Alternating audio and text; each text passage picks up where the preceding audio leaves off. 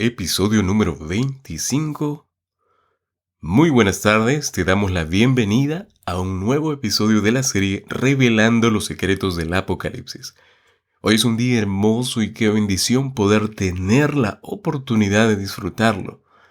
Y después de una semana de ausencia, por razones de viaje, volvemos a retomar la segunda parte del capítulo 10 del libro de Apocalipsis. Como en cada ocasión, es imprescindible que iniciemos este episodio permitiendo la dirección del Espíritu Santo, pues solo así el Señor podrá alinear nuestra mente con la suya. Les invito a orar. Oremos. Oh Padre bueno, nos rendimos ante su santa presencia, reconociendo que usted es nuestro Creador. Hoy venimos en indignidad, suplicando su perdón, dándole gracias por mirarnos aún con compasión. Hoy al abrir su palabra, pedimos con humildad que sea usted nuestro Maestro. Inspírenos, Señor. Por favor, disipe toda distracción y que el tema de hoy pueda mostrarnos más detalles sobre lo que vendrá. Gracias, Padre, por habernos dado las profecías y por escuchar nuestra oración. En el nombre precioso del Señor Jesús. Amén.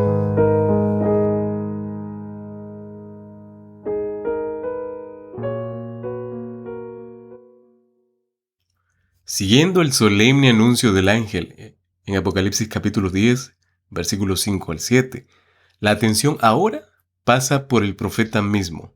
Prestemos atención, porque es interesante que en esta sección, Juan, quien ha sido un espectador, yo podría decir pasivo, comienza ahora a ocupar un lugar más activo. Vamos al texto bíblico de nuestro estudio para hoy. Apocalipsis capítulo 10, versículos 8 al 11, como siempre, la versión de Reina Valera de 1960 es la que estamos utilizando.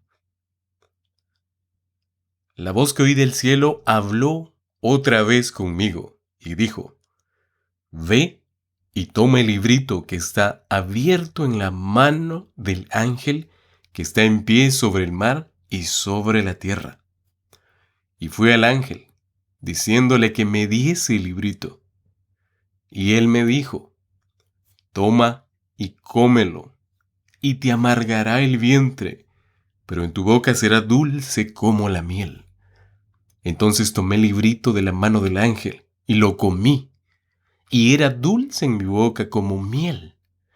Pero cuando lo hube comido, amargó mi vientre.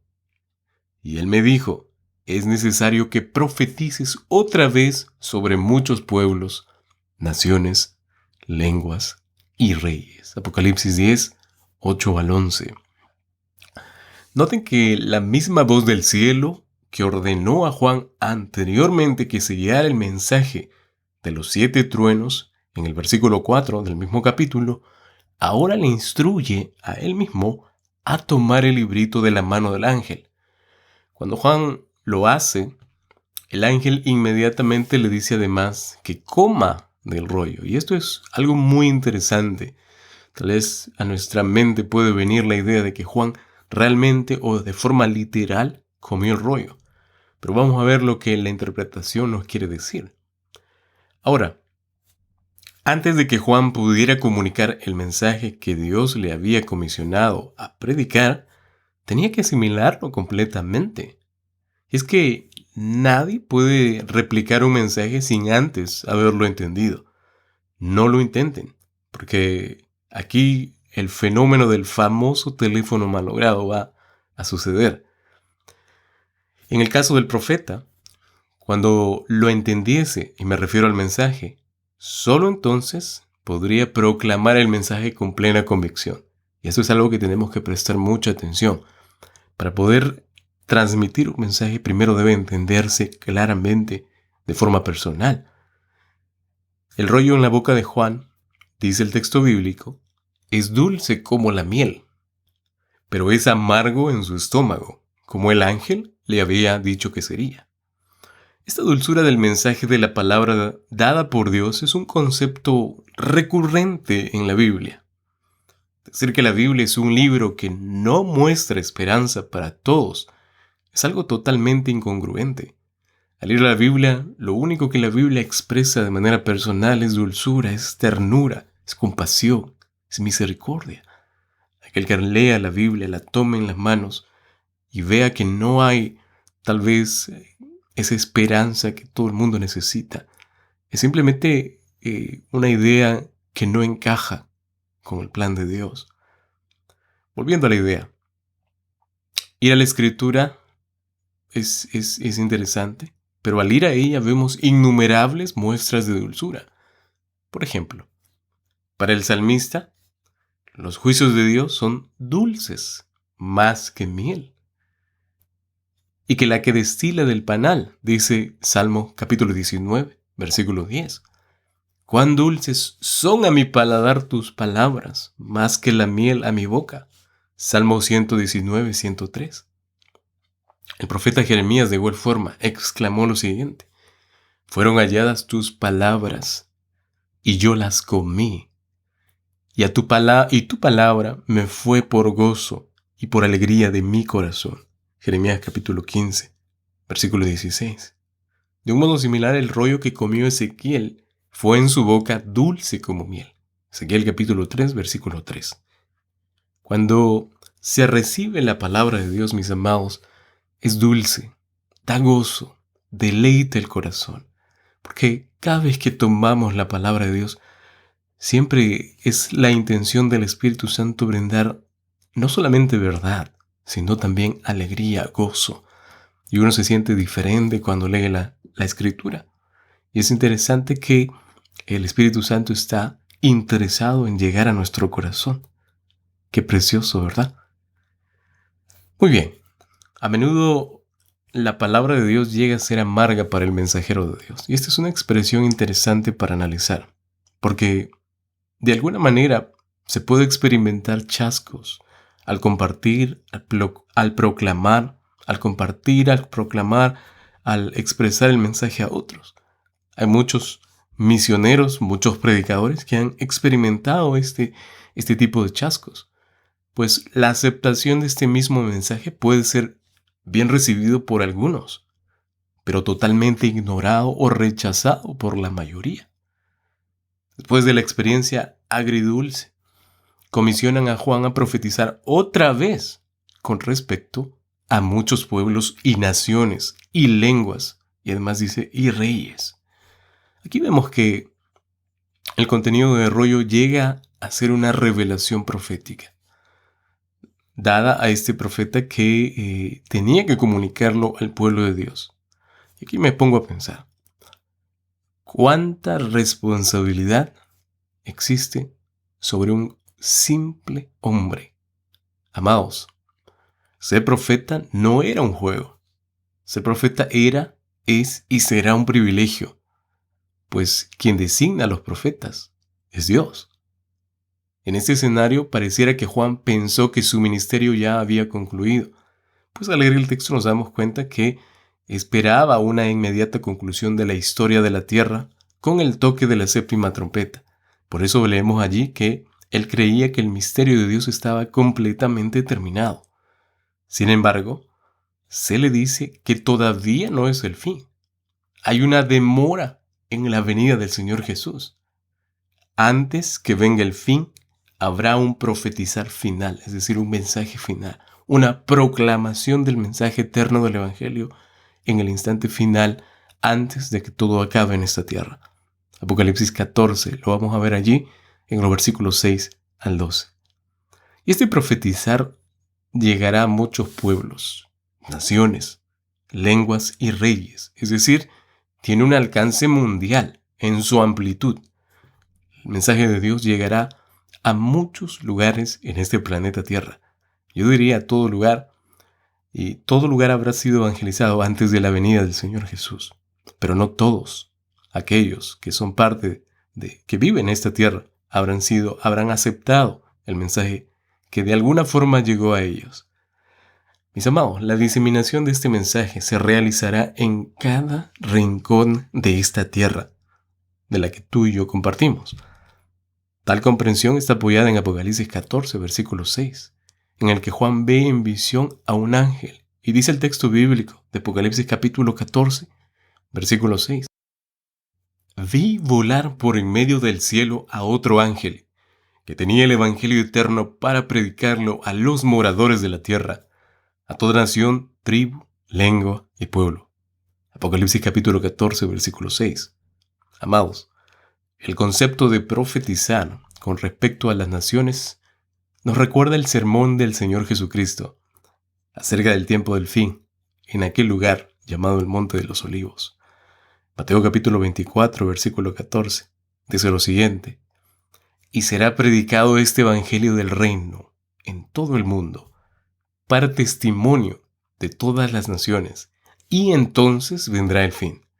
¿Notaron lo importante? Y será predicado este evangelio del reino en todo el mundo. Eso es lo que va a pasar, para testimonio a todas las naciones. Y luego entonces, dice el texto bíblico, vendrá el fin. La proclamación final del evangelio evidentemente traerá como resultado natural el fin de todas las cosas y la conclusión de la historia del mundo. Y acabamos de leerlo en Mateo 24, 14. También hay una referencia en Apocalipsis 14, versículos 14 al 20. Parece que en Apocalipsis 11, un capítulo después del capítulo que estamos estudiando, encontramos la clave para lo que sucede en Apocalipsis 10.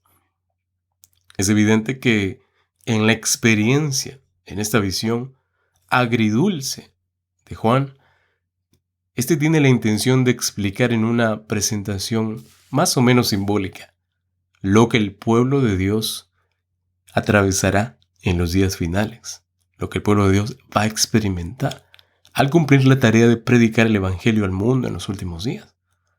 Miren, en Apocalipsis 11, versículos 1 y 2, se proclama o se proporciona un indicio del contenido del mensaje final del evangelio, que ha de ser profetizado a todas las naciones antes de que toque la séptima trompeta. Pastor, ¿cuál es ese mensaje? Bueno, en pocas palabras, para no extendernos demasiado, ese mensaje es el mensaje de restauración del templo celestial y de sus servicios en el contexto del juicio del conflicto cósmico. Esto podría explicarse tal vez hasta cierto punto, o podría darnos una idea de la razón de la amargura que experimentará el pueblo de Dios. ¿Recuerdan lo que dice el texto bíblico? El texto bíblico dice que al comienzo sería como miel, pero luego sería amargo en el vientre.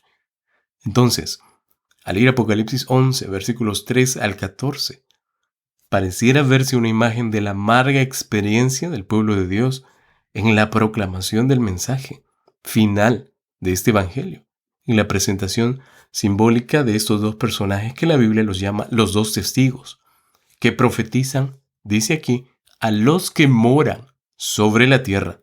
Capítulo 11, versículo 10. Y luego dice a los que moran en la tierra y a los pueblos y tribus y lenguas y naciones. Versículo 9. La suerte de estos dos testigos pareciera ilustrar la amargura del comer el libro. Al leer la Biblia, nos damos cuenta que el libro de Apocalipsis solo nos confirma la idea de que el contenido de este librito tiene que ver con la experiencia del pueblo de Dios en los últimos días. Y yo me pregunto, ¿qué tipo de experiencia es esta? ¿Qué tipo de experiencia será esta que será dura para el pueblo de Dios? Bueno, pues, la cruda realidad es que la iglesia vive en un mundo que es hostil al evangelio. Y eso lo vemos a diario. No necesitamos ir muy lejos para ver el rechazo al evangelio de la palabra de Dios. Al proclamar el mensaje final del evangelio, mis amados, el pueblo de Dios experimentará la amargura de la hostilidad y aún hasta la persecución. Miren, la hostilidad solo se presenta cuando algo incomoda, cuando algo vulnera esa sensación de confort, cuando se expone algo que no se quiere mostrar. En el caso del profeta, hay un sentido de compulsión divina en la tarea dada a este. ¿Por qué? ¿Por qué dice eso, pastor? Bueno, el texto nos muestra allí que el profeta debe profetizar de nuevo. La profecía se relaciona con muchos pueblos y naciones. Y la misión de Juan es volver a predicar. La misión de Juan es poner al descubierto las fuerzas del mundo sobrenatural que están en operación detrás de las actividades que nosotros los hombres realizamos, que todas las naciones realizan. Lo que Juan escribió es simplemente la culminación de todas las profecías previas, porque conduce a la destrucción final del mal, no de todos, sino del mal, y la inauguración de un estado eterno, es decir, de una nueva vida, la cual Dios promete a aquellos que son fieles, a aquellos que le entregan la vida a Jesús y le reconocen como su creador, de la nueva vida en la que está depositada nuestra esperanza, ¿verdad? De todos aquellos que creemos en Dios, de que creemos en su segunda venida. En esta etapa podemos concluir que Apocalipsis 10 tiene que ver con el tiempo del fin, entre el fin de las profecías de Daniel, por supuesto, y la segunda venida. Este es el periodo en donde el texto bíblico dice que ya no habrá más tiempo. Y cuando la séptima trompeta esté a punto de ser tocada, esto acontecerá. Y este periodo está marcado por la proclamación final del Evangelio eterno, como lo muestra Apocalipsis 12, capítulo 12 al capítulo 14. Ese periodo está marcado por la determinación decisiva de Satanás de ganar para sí mismo la lealtad de los habitantes de la tierra, porque este es el objetivo de Satanás, del enemigo de Dios. Ganar la lealtad de muchos de los que habitan en esta tierra. Y muchos le darán su voluntad, le darán sus deseos, se someterán, en otras palabras, a Él. Durante este periodo antes del fin, Dios hará por medio de su iglesia un esfuerzo final, mis amados. ¿De qué cosa, pastor? ¿Qué tipo de esfuerzo hará Dios al final? Bueno, el esfuerzo de Dios será de advertir a todos los que moran en la tierra y poder moverlos, llevarlos al arrepentimiento. Porque lo que Dios quiere de nosotros, mis amados, es que nos arrepintamos. Pues escrito está, el Señor no retarda su promesa, según algunos la tienen por tardanza, sino que es paciente para con nosotros, no queriendo que ninguno perezca, sino que todos procedan al arrepentimiento. Mis amados, Dios no quiere que ninguno perezca, no quiere que ninguno se pierda. Él está esperando por ti. Él quiere darte la oportunidad para que tú puedas tener acceso al cielo, puedas salvarte. Sino que Él está esperando, como dice el texto allí, a todos, para que procedan al arrepentimiento. Pero pastor, ¿de qué tengo que arrepentirme? A veces pensamos que no tenemos nada de qué arrepentirnos, que todo lo que hicimos en la vida tal vez tuvo un porqué y tiene sentido. Pero mis amados, la vida solo tiene sentido o cobra ese sentido de real cuando está nuestra vida en Cristo Jesús. Tomar a Dios en cuenta, creer en Dios, amar a Jesús, es vivir cada día tomado de su mano, cada día dependiendo de Él, en los momentos, no solamente en los momentos difíciles, sino también en los momentos buenos, de bonanza, de alegría, de felicidad, de productividad. Toma a Dios en cuenta en todo tiempo. Volviendo a la idea anterior, la proclamación del mensaje final del Evangelio está descrita por la presentación simbólica de los 3 ángeles que vamos a ver, que vuelan en medio del cielo proclamando el Evangelio eterno a los que moran sobre la tierra.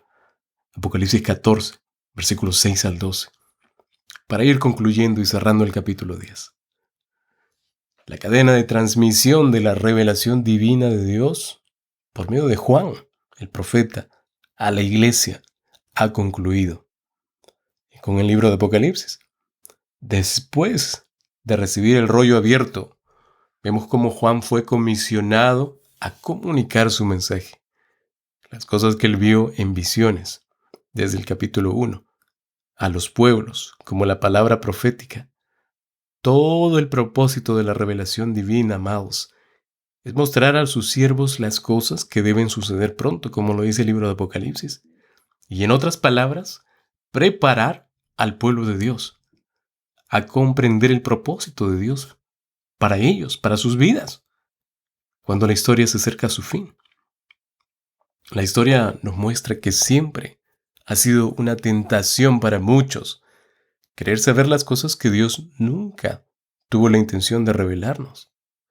Apocalipsis 10 deja en claro, primero que todo, que algunas cosas son de importancia especial para el pueblo de Dios, las que Dios encuentra apropiado revelar a su pueblo. Todas las cosas con referencia al futuro, que son provechosas para la salvación y el ingreso al reino de los cielos, al reino de Dios, son reveladas al pueblo de Dios por medio de su palabra profética. Todo lo demás va más allá de la intención de Dios.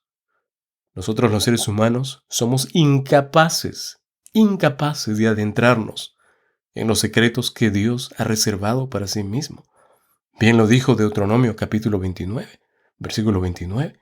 Las cosas secretas pertenecen a Jehová nuestro Dios, más las reveladas son para nosotros. El segundo punto, en Apocalipsis 10, es que hay algunas cosas que permanecen ocultas a los seres humanos y que solo Dios conoce. Por ejemplo, Jesús dijo claramente que en el momento exacto de su segunda venida, solo lo conoce Dios. Dios solo conoce el momento, la fecha. Mateo 24, versículo 36. Noten, después de su resurrección, los discípulos le preguntaron a Jesús, Señor, ¿restaurarás el reino a Israel en este tiempo? Jesús les declaró, a modo de respuesta, no os toca a vosotros. Escuchen bien, no os toca a vosotros saber los tiempos o las sazones que el Padre puso en su sola potestad. Hechos capítulo 1, versículos 6 y 7. Entonces, vemos aquí cómo les reveló que lo que importaba era que recibieran el Espíritu Santo y se involucraran de todo corazón en la difusión, propagación o dispersión del Evangelio. No que se centraran en intentar obtener la fecha de la segunda venida. Los cristianos, mis amados, deben saber que cualquier fijación de fecha para la segunda venida, o el preparar tal vez hasta diagramas proféticos detallados, con fechas, con eventos, en orden, es contrario a la voluntad de Dios en cierta forma. Si fuera necesario fijar fechas o diagramas proféticos, Dios lo hubiera provisto en la palabra, en la Biblia, en la Santa Escritura. Pero Dios sabía perfectamente que eso nunca obraría para bien, sino es más bien destructivo para la fe cristiana, y resulta en un abandono de la esperanza en el pronto regreso de Cristo y de su reino. Muchos intentos de hacer diagramas proféticos detallados deberían mejor ser reemplazados por el análisis de los diagramas geográficos con el propósito de alcanzar a quienes todavía no están alcanzados para el Señor Jesucristo, a quienes todavía no han recibido el mensaje de salvación, las buenas nuevas. Mis amados, lo que el pueblo de Dios debe recordar es que se le ha confiado, se le ha comisionado el privilegio de proclamar el Evangelio, porque ya no habrá tiempo. Apocalipsis capítulo 10, versículo 6. ¿Cuál será tu resolución? En el momento menos esperado, la final trompeta sonará y todo caso habrá quedado decidido. En el nombre de Jesús, ríndete. No sigas viviendo alejado de Él. Por favor, sé consecuente y no luches más con Él. Dios puede ayudarte a producir el querer como el hacer por su buena voluntad. Me despido recordándote que el Señor está dispuesto a aceptarte como estás. Sea cual sea tu pasado, Él te ama y quiere hacer de ti una mejor versión. Dale una oportunidad. allí donde estás, te invito a inclinar tu cabeza y a conversar con Dios. Vamos a orar.